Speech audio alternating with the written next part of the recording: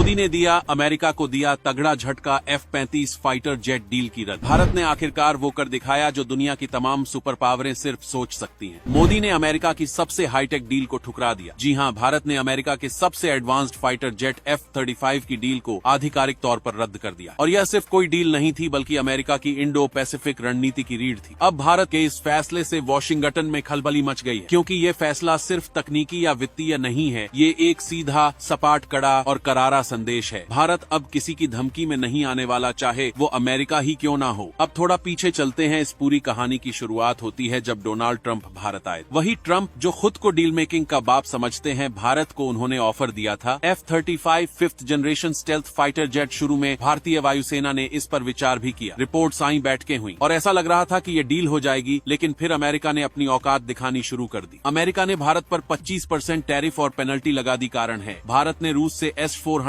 Sukhoi 30 और सस्ता तेल क्यों खरीदा। अमेरिका को बर्दाश्त नहीं हुआ कि भारत अपनी सुरक्षा नीति खुद तय कर रहा है। वाशिंगटन चाहता था कि भारत अमेरिका के इशारे पर चले, लेकिन भारत ने दो टूक जवाब दिया और यहीं से बदल गई पूरी गेम। भारत ने F-35 डील को सिर्फ चुपचाप नहीं छोड़ा, बल्कि अमेरिकी अधिकारियों को साफ शब्दों में कह दिया, यह डील अब डेड है। सरकारी बयान भले ही कहे कि ये जेट बहुत महंगे हैं, या भारत के इंफ्रास्ट्रक्चर से मेल नहीं खाते, या लोकल प्रोडक्शन मुश्किल है, लेकिन हकीकत सबको पता है, भारत अब दबाव की राजनीति का हिस्सा नहीं बनेगा। भारत ने अमेरिका को 3 जबरदस्त मैसेज दिए। पहला, हमारी रक्षा नीति हमारी है, कोई भी बाहरी ताकत, चाहे वो अमेरिका हो या चीन, भारत को नहीं चला सकती। दूसरा, हम टेक्नोलॉजी ट्रांसफर और लोकल मैन्युफैक्चरिंग पर भरोसा करते हैं। फ्रांस से राफेल हो या रूस से सुखोई, भारत आत्मनिर्भर बन रहा है। तीसरा, भारत की संप्रभुता सर्वोपरि है, अमेरिका की धमकी की भाषा अब भारत में नहीं चलेगी। और सबसे बड़ा झटका, भारत ने अमेरिका की इंडो पैसिफिक पॉलिसी की रीढ़ तोड़ दी है। अमेरिका अब इंडो पैसिफिक में खुद को अकेला महसूस कर रहा है। क्वाड हो या ऑकस,